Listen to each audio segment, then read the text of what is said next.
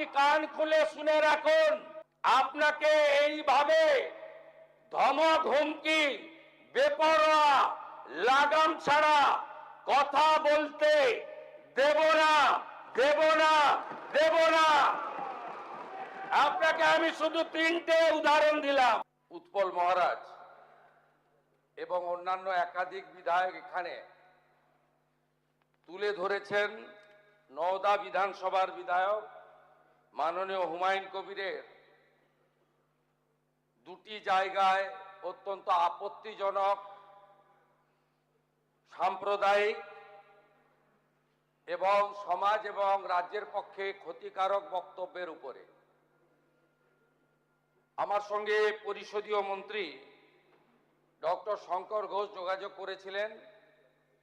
আমি তাকে আশ্বস্ত করেছিলাম যে মাননীয় অধ্যক্ষ মহোদয় অনুমতি দিলে আমি এই সংক্রান্ত একটি স্টেটমেন্ট হাউসে রাখব। প্রথমত, মাননীয় হুমায়ুন কবির যে বক্তব্য রেখেছেন, এই বক্তব্য আপনাদের কাছে আমি পড়ে শোনাচ্ছি।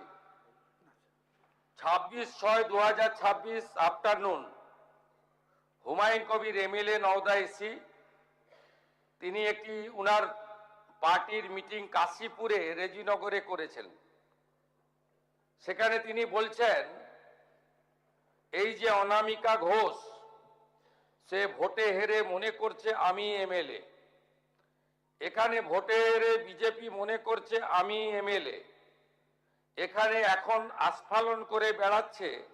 তা আমি শুভেন্দু অধিকারীকে সেদিন বলেছি যে আপনি ভোটে জিতেছেন, আপনার দল জিতেছে, খুব ভালো কথা, কিন্তু মুর্শিদাবাদে আস্ফালনটা একটু কম করবেন।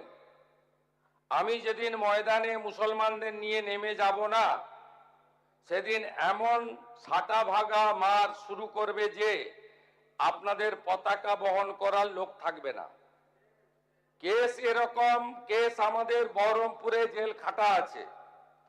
5000 লোককে আপনি বহরমপুর সেন্ট্রাল জেলের যা আয়তন, তাতে 4700 বা 4800-র বেশি লোক ধরে না। লাখে লাখে লোককে রাস্তায় নিয়ে নামাবো আর সাটা ভাঙা মার দেব আর জেলে যাব। কদিন জেলে আটকে রাখতে পারবেন, কত খাওয়াতে পারবেন দেখব। লিমিট যেদিন ক্রস হয়ে যায় না, মাথাটা যেদিন গরম হয়ে যায়, সেদিন আমি এসপি বুঝবো না, চিফ মিনিস্টারেও বুঝবো না। আর কে কোথায় থাকলো আর কে কোথায় থাকলো না ওসব বুঝবো না। আমি নিজেই নেতৃত্ব দিয়ে দাঁড়াবো। এটা একটা ইনসিডেন্ট 1। ইনসিডেন্ট 2, শক্তিপুরে দুয়ারা ঘাটে 8 তারিখে, সেখানে উনি বলছেন ভোটের আগের দিন আমার নিজের ভাইপোকে অ্যারেস্ট করেছে এই ওসি। এই আমি তো ভাষা বলতে পারবো না। এই বাচ্চাকে আগে দেখব, তারপরে ভাষাটা আমি অমিট করছি। এই বাচ্চাকে এমন শিক্ষা দেব, এর বাবা 14 গোষ্ঠীর নাম ভুলিয়ে দেব। এ লালগোলাতে 500 মুসলমানের লাইফ শেষ করে দিয়ে এসেছে। সত্যভাবে বলবো, এই ওসিকে এখান থেকে সরানো শুধু না, একেবারে অকেজো পোস্টিং দিতে হবে।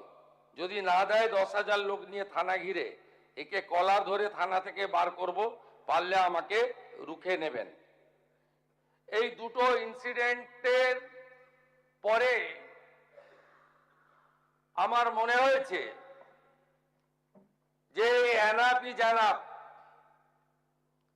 সময় এসেছে এই ধরনের লোককে সবক শেখানোর। আপনাকে আমি পরিষ্কার বলছি, মমতা ব্যানার্জি মুখ্যমন্ত্রী নন।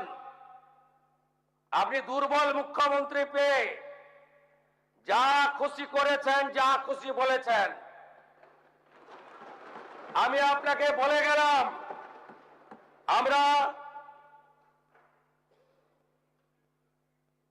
দুটো এফআইআর স্টার্ট করেছি। Rejinagar PS case number 219/226, dated 26/6/2026, under section 152, 192, 196, 197, 224, 299, 351 within bracket 2, 352, 353 of the ভারতীয় ন্যায় সংহিতা। ইনসিডেন্ট নাম্বার 2 তেও আমরা শক্তিপুর পিএসএ 176/226-এ আরেকটা কেস ইস্যু করেছি। সেই কেসেও আমরা ভারতীয় ন্যায় সংহিতার সমস্ত সেকশন লাগিয়েছি এবং আমি আপনাদেরকে অ্যাসিওর করছি এত বড় ক্ষমতা আপনাকে কেউ দেয়নি। আপনি মুখে যেগুলো বলেছেন, আপনাকে আমি বলে গেলাম, আপনি কেন করছেন আমি জানি, আপনি কেন করছেন রাজনৈতিক কারণটা আমি জানি। আপনার এজেন্ডা 2 ছিল। 1 এজেন্ডা ভরতপুর, রেজিনগর, নওদায় সব নির্বাচিত পঞ্চায়েত যে দলেরই হোক ভেঙে আপনার পার্টিতে নিয়ে যাওয়া। আপনি সেটা করতে পারছেন না। আর দ্বিতীয় হচ্ছে আপনি 2টো সিটে জিতেছেন, নিয়ম মেনে একটাই রিজাইন করেছেন রেজিনগর। আগামী 2-3 মাসের মধ্যে উপনির্বাচন হবে, আপনি আপনার ছেলেকে জেতাতে চাইছেন। 72% মুসলিম আছে, মুসলিম ভোটকে কনসলিডেট করার জন্য আপনি এই খেলাটা খেলছেন। আপনি কান খুলে শুনে রাখুন, আপনাকে এইভাবে ধমক হুমকি বেপরোয়া লাগাম ছাড়া কথা বলতে দেব না, দেব না, দেব না। আপনাকে আমি শুধু 3টে উদাহরণ দিলাম। সন্দেশখালীতে একজন ছিল,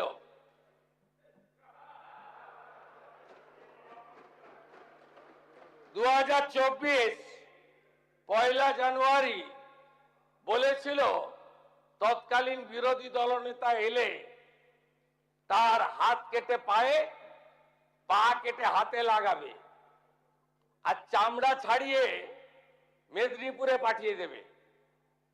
ওর অবস্থা কি হয়েছে সবাই দেখেছে। একই টোন ছিল। আরেকটা জীবনতলার গুন্ডা ক্যানিং ভাঙর, ওর অবস্থাও কি হয়েছে দেখতে পাচ্ছে সবাই। আরেকটা পুষ্পা ঝুঁকে গায়ে নেই, এমন ঝোঁকা ঝুঁকেছে খালি পায়ে, ছোট প্যান্ট পরে, কান ধরে উঠবস করতে করতে যাচ্ছে। আপনাকে আমি বলে গেলাম পুলিশ তার ব্যবস্থা নেবে। আর আমি 1 সপ্তাহ পরে মুর্শিদাবাদে যাচ্ছি। আমি প্রমাণ করে দেব ভারতবর্ষের সংবিধান, আইন শেষ কথা বলে, কোন বাতেল আবাদ শেষ কথা বলে না। আপনাকে সংযত হওয়ার, সতর্ক হওয়ার, এই ধরনের কথা প্রত্যাহার করার এবং ভবিষ্যতে এই ধরনের কথা বলার আগে 25 বার ভাবার হুঁশিয়ারি দিয়ে আমি সবাইকে আশ্বস্ত করছি। আপনারা ভাবছেন কেস হয়েছে, অ্যাকশন কবে হবে? যারা ওকে ডেকেছিল এই সভাতে তাদেরকে আগে তুলব, তারপরে আপনার কাছে যাব। যা করার করব, আমি আশ্বস্ত করছি আপনাদের।